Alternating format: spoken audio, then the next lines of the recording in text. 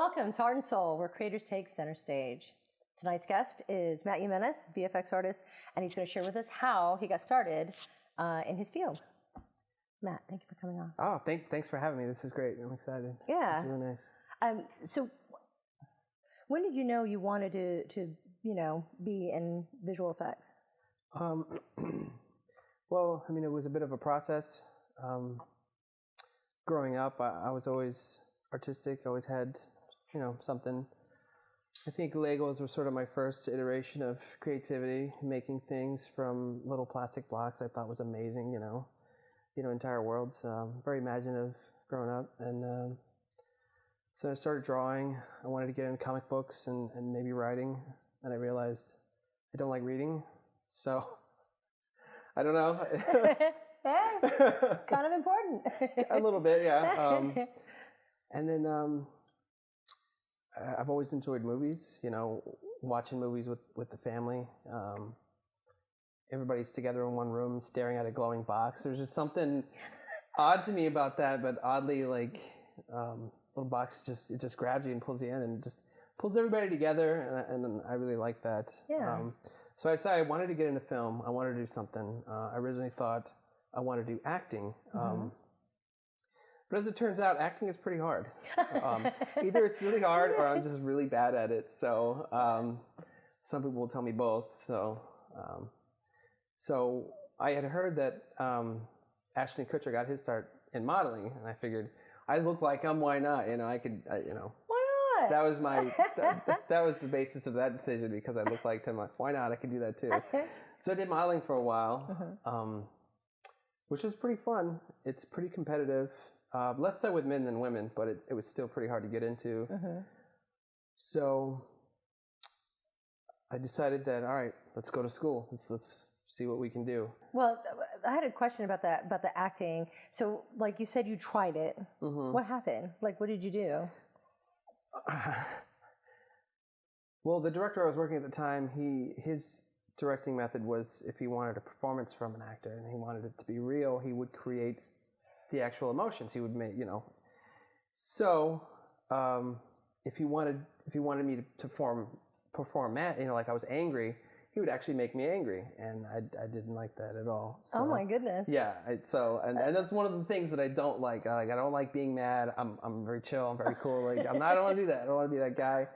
And then the same thing, with anything else, like frustration, things like that. Those kind of negative. Yeah. It's like, no, I don't want to do that. And I quickly realized that I enjoy being behind the camera much more. You kind of see filmmaking from a whole nother perspective, because you have your moviegoers that go in and they watch the movie, but a lot of people just don't have any idea what goes into making a movie. So it's really interesting to see the processes involved in that. So how did you learn you wanted to be behind the camera? I had watched a movie that was that I really enjoyed. It was Saw, the first Saw, and I don't know. It was a good movie, and I really enjoyed it. But what was really inspiring to me is that they made the film in 18 days. Oh my goodness. Yeah, and their profit was like 400 or like 600%. I don't know. It was crazy. Tar. Yeah. Tar. And it's like, I can do that. I can do this. So let's get in there and see what we can do. When I had gone to school, it was interesting to see the other students that had gone there, because I was homeschooled. Okay. So I had already learned how to teach myself and how to learn things on my own. So I didn't have any problem doing the projects and doing things like that. You're like, yeah, I got this. But it was the last year of college. Someone had said, I had a motion graphics class, that's what it was. And I stumbled onto a website, Video Copilot, Andrew Kramer. Just so easy to learn. He just teaches you everything. Yeah, it was amazing. It's great experience. So I just spent the next week and a half just watching all of his videos, and I learned so much stuff. Wow. It was great, yeah. So from there on, I just you know what? This is what I want to do. This is what I'm going to do. And it came natural to me. It was just I know how to do this. This makes sense, and it was also, pretty fortuitous that I could do it all on my own, I didn't have to rely on, because other classmates, not to down anybody or anything, but you know, oftentimes you're let down in some of the group projects. Group projects. Yeah, it's like a swear word. It's like, Maybe not now in the professional industry. You know, working in groups is a lot of fun and collaborative. But in college, you know, a lot of the people that go there are just coming out of high school and they're still figuring out what they want to do. And you know, I knew what I wanted to do. I figured it out. You know, so nice. Something I could do on my own. Something I could do all the time. You know, I had the resources. I had the capabilities. So Right. That's what I did. Okay, so how did you go about teaching yourself VFX? YouTube. YouTube. Yeah. It's free. It's all, yeah. Anything you want to learn is on the internet. And I quickly realized that. And, you know, having the background of homeschool, you know, it's like, I'm just going to go online and figure this out. Yeah. I'm just going to teach myself I've been doing this for years. Yeah. I'm a pro. I know what I'm doing. I know what I'm doing. Trust me. And, yeah, YouTube, Vimeo, Andrew Kramer, forums, like anything I can get my hands on, I was just out there learning it and like just sucking it up. You know, Wow. Probably shouldn't say that, but you know, it was just. Maybe soaking it up. Take two. I was soaking it up, you know, and it's great. It's just, either way, you know, just still gets in there. Knowledge is coming into me. It's permeating myself. So what programs do you use? Oh my God, there's a list, a whole bunch. Give it to us.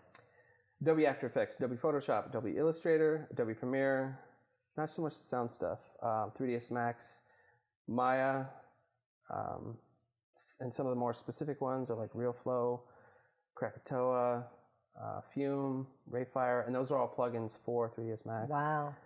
Beaujeu, Synthesize, Mocha. I'm sure there's a few that I'm missing, but quite a list. Yeah. And one of them that I want to learn, which is pretty difficult, is Nuke, which is the industry standard. So I'm currently working on learning that, but it's proving to be the most challenging. So what do you love about your craft? To see things come to life on the screen like that, to know that you've been a part of something like that, to be part of that whole process is so much fun to me, you know? Yeah. Especially in a collaborative environment where you're working with other artists who are aiming for the same vision you are, you know, and you know, working with directors and cinematographers and what they're looking for and just working together to reach something amazing is inspiring as an artist. So what was the best production you've been a part of? My favorite production was probably one of the early ones with Dom. Actually, it was the first one with Dom and I. It was Infinite Nightmare. I don't know if you can see it on the shirt, but here it is, promoting the movie that came out last year. So in your cocoon of pillows. Yeah, my throne of pillows and cat hair. I'm you know. Cats? What? I've seen cats. Get this out there. Go watch it. So, yeah, Dom and I it was my last year in school, and he and I had just became friends at the time. You know, I'd heard about him in school, and he'd heard about me. Oh. So I came to him like, we should do something. We should make something together. And he was like, okay, yeah, let's do it. We spent months in pre-production, months casting it, doing all these things. And it felt like a really long process because, you know, in school things move pretty quickly. You got to do things for the class. But this, we really took our time, and it was really worth it because everything really fell together. And the people that we had on there were amazing. So working with the crew and the director and working with all these new people was just an amazing experience. You know, it's one of those, you know, it's one of those things you see behind the scenes and like, I want to be a part of that. I was a part of that. It was awesome. It was amazing. And I loved it. It was great. Just the whole production of that movie was amazing. So that one was your favorite. Would you think it was your favorite because it was your first? It probably in large part because it was the first big project, and it wasn't for school, it wasn't for anybody, it was it was just for us. Like, we wanted to do it. We were like, let's make something awesome. Like he's had this idea for a while. He and I really sat down and like talked about the ideas, and it was just, I was so involved in the writing and the creation of that, and it was just amazing to see it like come to life. You know, it's like, and it's reaffirming in inspiring in as an artist to see like your first crack at this this big project kidding. To really like go off, you know, not without any problems. You know, every movie has their problems. Always have problems. But nothing that we couldn't handle, nothing we couldn't take on. But okay, so now I'm going to ask you this. So what was the craziest experience on set? Craziest experience? Craziest experience on set. Because, every set has one. Or two. Yeah, I got a couple of them. I was just trying to think but the first one that comes to mind is a story I share with everybody because I'll just tell it. So it was for Infinite Nightmare, and Dom and I had spent all this time, making preparations and plans. What we hadn't considered was locking down a particular location. Half the movie is at this location, which is a field. It's a very specific look that we were looking for. It's an open field with one tree. It had to be a big tree too. And we didn't have that. And it was like a week or a couple of days before we were slated to start shooting. So we didn't have call sheets. We didn't have anything. We didn't know where to go or what to do. So yeah. So oh my goodness. He and I spent days just driving around. I think we drove around in Riverview, Gibsonton, all around out there. And he and I had worked. No. He had heard of a friend who worked on a film out in Bushnell, and they had luck with a house out there. So we decided to drive around in Bushnell. And so going door to door, not to look too suspicious because it's very rural out there, very country, and people see a guy walking up to the door like, making a movie. What do you think? I got a lot of no's, got a lot of maybe, I don't know, land, or dogs in the background barking. A lot of things just didn't really work for what we were looking for. And then right before we were about to call it a day, we drove by this one driveway, and it was the only house without like a gate in front of it. So like, all right, let's roll up, see what we can get. And we're driving up this long driveway. It was so long. It was just like, got to be careful because we had heard in the area that there was going to be that there was some racism in there, and a lot of people out there, like I said, very very country, and a lot of white people out there. So we were worried. I wasn't really so worried, but Dom was a little concerned that people might shy away because he's a giant black man rolling up in the door like, hey, let me make a movie. And so we roll up.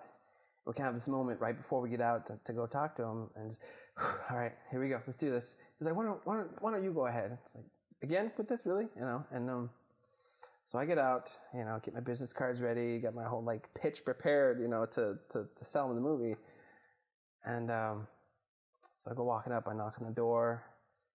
It's like a minute or two, like, is this guy even home? Like, what's gonna happen? Am I gonna get shot? And so he opens the door, and it's this older white guy, and he's in his shorts and like a really bright shirt, and he's like, what do you want? And he's thinking I'm a bill collector trying to sell him something, Yeah. So, and I'm like, we're making a movie, and we saw your land when we're looking for this, and not to snoop around or anything, but you have what we're looking for, all right, why don't you come in and we'll talk about it, see what we can do, see what can happen. And so I'm in there and I'm like selling on the movie, this and that, and it's about this, and I'm all like about it, I've got it prepared, and he's like, all right, cool, I like it, I'm into it. I was like, actually, I have the director out in the car, maybe you want to talk to him so he can kind of give you an idea too. And so he's like, well, why is he out in the car? Why is he out in here like talking to me about it? It's like, well, kind of have that moment like, how do I handle this? And how do I delicately put this? And Tom's some best friend. I don't know, want to be careful. And this is a giant black man. So I got to the car. I'm like, this guy's pretty cool. He wants to talk to us. I think we might have a good lead here. So.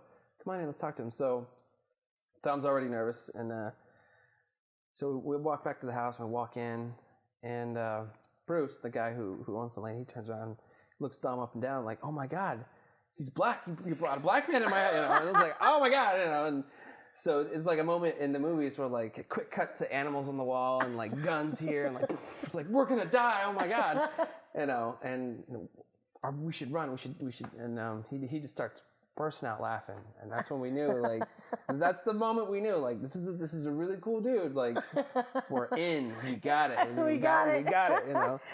So he's like, yeah, cool, yeah, go ahead, totally, you can shoot here, and it was the best location we've ever shot at. Wow. Yeah, complete access to his huge porch. We can go swim in his pool. He had a bar. You know, he would serve the beers, but you know, everything we needed was there. It was there. Yeah, and it was great. It was amazing. We had power. We had everything. And he did say to watch out for the horses because one of those horses is an asshole. So yeah, which actually brings is the next crazy story. It was a little bit towards the end of the shoot of the movie, I should say, and the scene called for a younger cast of the main characters. So we had Emma and Dusty. I think they were like 9 or 10, or you know, somewhere in that age range, you know. And they were great. And they say not to work with kids or animals, but you know, why not do both in this movie? You know, so yeah, it's just animals and kids. Let's go. But she was great. You know, I haven't worked with a lot of kid actors, but she was amazing. And when I first saw them and was going to work with them, I was like, I don't want to work with kids. These kids are going to be like ratty and like all over the place and like, ugh. But they were dedicated. They were like, this, I want to do this. Like, this is what I want to do. And so they get there, and we're still getting ready to set up the shoot and everything, the shots. And Emma and Dusty are like, we're going to go see the horses. We want to pet them. And like, I was like, all right, cool. Just be careful. That one horse is an asshole. This big brown one. That's his name. He was a jerk, complete jerk. And that's what, you know, get the fuck out of here, you know. And that's what I would do if we were on set. And for the whole shoot, for the whole movie we were shooting at the farm, it was my job to scare the horses away. So I'm running around with this giant black flag, just scaring these horses away, and they're just running away. And shooting a shot, and the horse just peeks. What's going on, guys? What are you doing? Cut. Matt, get him out of here. So I'm out of here. So we shoot the scenes that we need to with Emma and Dusty. Mm-hmm. They were great, you know. Riding their bikes, jumping around, rolling in the grass, all kinds of stuff, you know. And it's a big piece of land, so there's a lot of walking around. We got to walk from the tree to the porch, you know, if we want to get stuff or whatever. So, really good day. Got everything we needed. I was happy. Don was happy. Our cinematographer was happy. And so Emma and Dusty and their parents leave, and we clean up and we leave.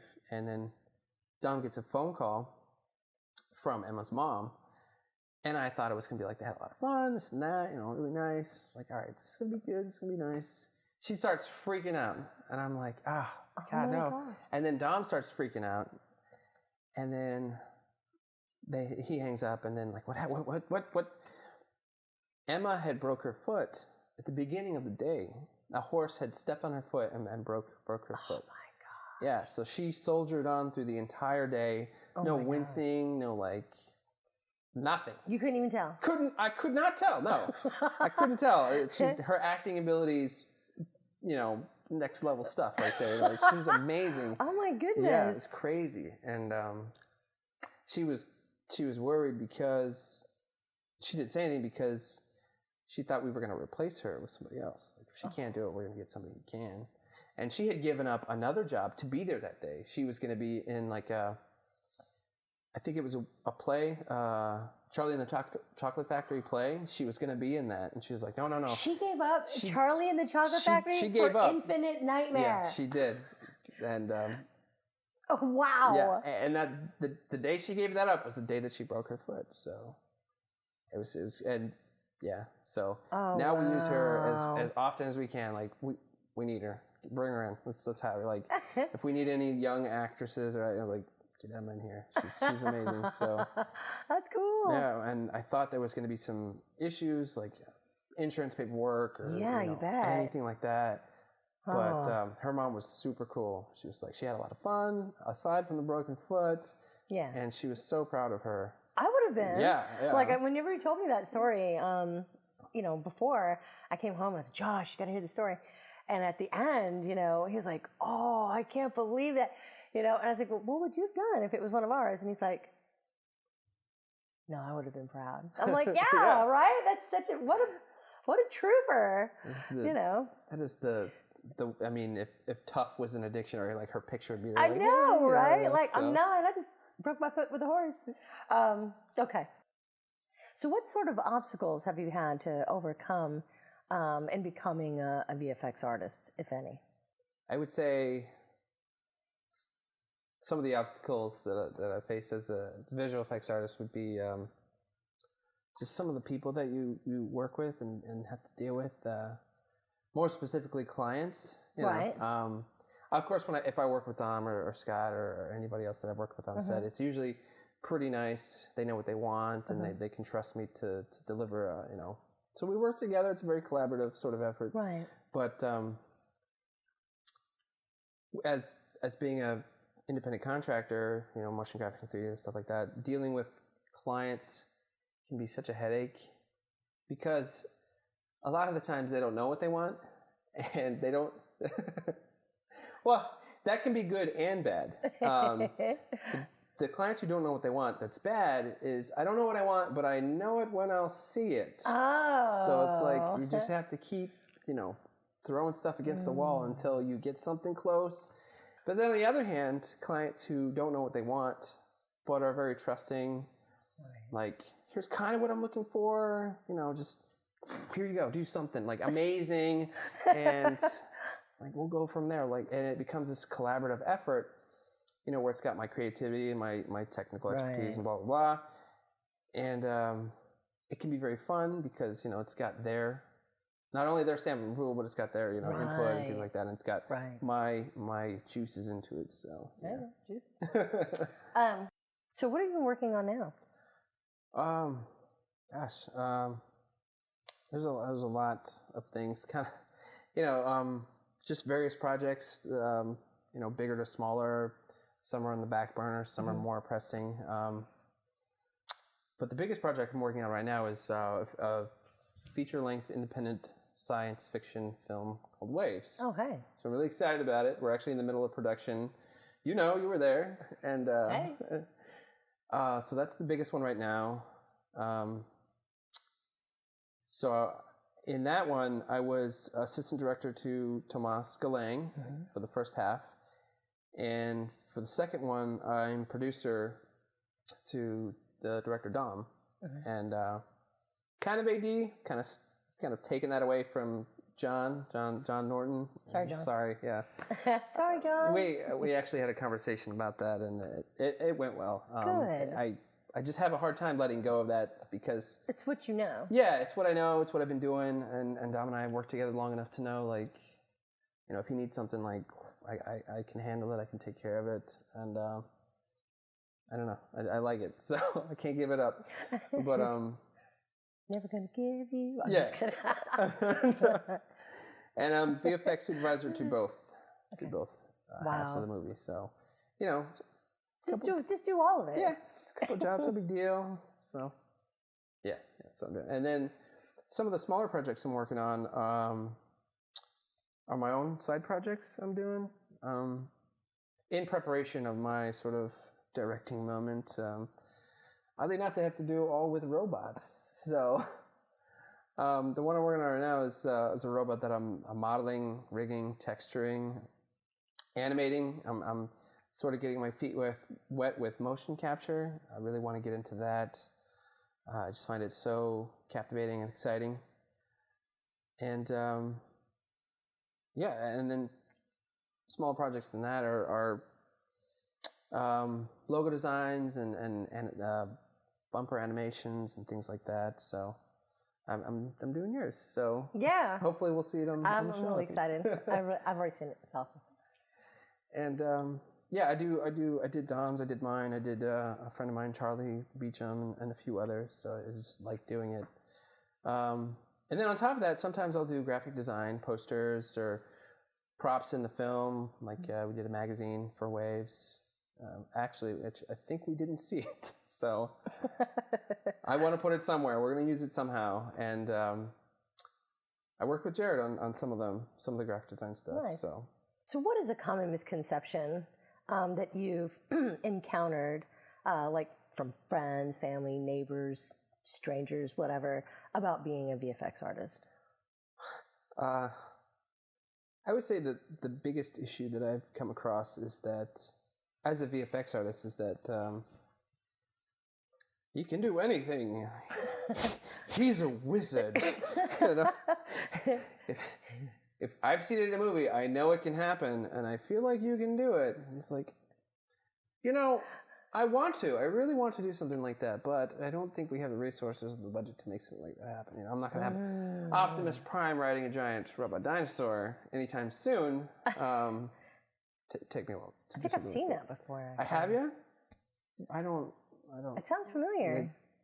From my brain, that's where it came from. Wow. Yeah, crazy, right? Yeah. We're on the same wavelength there. So I think that's the biggest issue. Like, I don't run into it a lot. A lot of the people that I work with they know about visual effects, and they know what I'm capable of and the skill set that I have. Especially Scott and Dom and a few of the people that I work with on set. But if I'm dealing with newer clients or newer people that I'm working with, some of the requests that they have are, that just can't happen. Or, the footage that you have can't, I didn't shoot to a green screen, but I need, no, that's not, I'm not going to rotoscope, 15 minutes of this just so you can put, a fancy background in there. If I may ask, and you don't have to use any names, what was your most ridiculous request of that nature? Okay, well, I've got two of them actually, which one of them was a woman had contacted me and she had sent me this footage of her. It was an iPhone video of these pelicans in a zoo area, and she's like, "Yeah, I need you to make them talk." No, I don't. I don't think. I mean, that would be an interesting challenge if I was involved in the beginning. Yeah. I know exactly what needs to take place, what needs to happen. You need tracking marks, blah blah blah, this and that. But I just have this footage, and I need to make them talk. I'm like, yeah. And I spent this whole long email, this is why it cannot happen. And if you do really want it to happen, I don't know if you can afford it because it's going to take me forever. So, yeah. And then another one was a job I was working at. I was doing a promotional video. These two clients were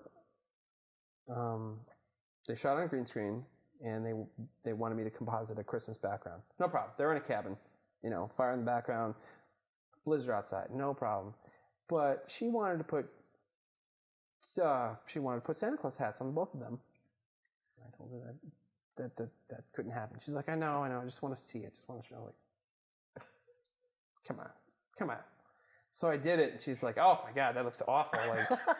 Can't you do it any better than that? Can't you just put hats on them in the first place? It was awful. Yeah. It was just awful, but how did they find you? I don't know. Just people that I've worked with, the first one I was talking about, I worked with an actor and he was friends with her. Oh, word of mouth. Yeah, word of mouth. And then the second one was somebody I knew from work had somebody that they were working with. So yeah. Well, I've heard from some of my guests, Casey Lucas, as a matter of fact, she said that word of mouth has pretty much done everything for her. Mm-hmm. And you have to be good at what you do. Yeah. But then after that, just word gets out. So looks like that's kind of true. Obviously, it doesn't mean you can always get great offers with word of mouth. Santa Claus and pelicans. But so, what would you say is an accurate perception of being a VFX artist? Oh, well, on the same hand, I would say we can do anything. It's just all about.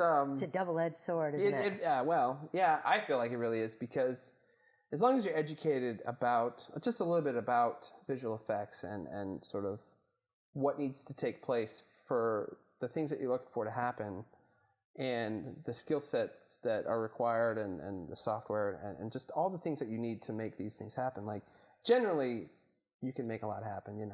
I'm the kind of person, if a challenge is presented to me, and I don't know how to handle it or do it, you know, I'm going to figure it out. Right. Because I know I know that it can be done. I just have to figure out if I can do it. And a lot of the times I can figure it out. When we did Infinite Nightmare, there's a scene with the phone. He picks up the phone and the phone starts talking. There's an eye on the other end. It starts looking around. And I had never done anything like that before, but I wanted to do it. And I did it. And it turned out really, really great. So I was really happy with it. So yeah, we are wizards. We can do anything, given we have the proper spell components or whatever, you know, things like that. So I think, you know, that's what some of the challenges and things. So. Well, thank you. Thank you for coming on the show. Thank you for having me. This has been great. I have loved this. This is great. Oh, absolutely. Now, our sponsors are, our sponsor, TTSN, the Talent Shopping Network, they would like to thank you for coming on the show. And they're going to give you a 1-year subscription to their industry professional package of their live auditioning software. So when you're casting a movie, like if you're working on any projects for the next 365 days, you can cast your project and manage it and hire crew and look for talent to do it all online. Wow. That sounds nice. Yeah. Sounds like a fancy perk to have. That's nice. I like that. That's a great big thank you. So in any case, I'd also like to thank Wordscape for sponsoring us. Wordscape is on the iPhone and iTunes, so it's available. Go ahead and download it. That's always nice. Now, for those of you watching the show, thank you for tuning in. If you'd like to see who's coming on next, go to Art and Soul Trina Fallon on Facebook.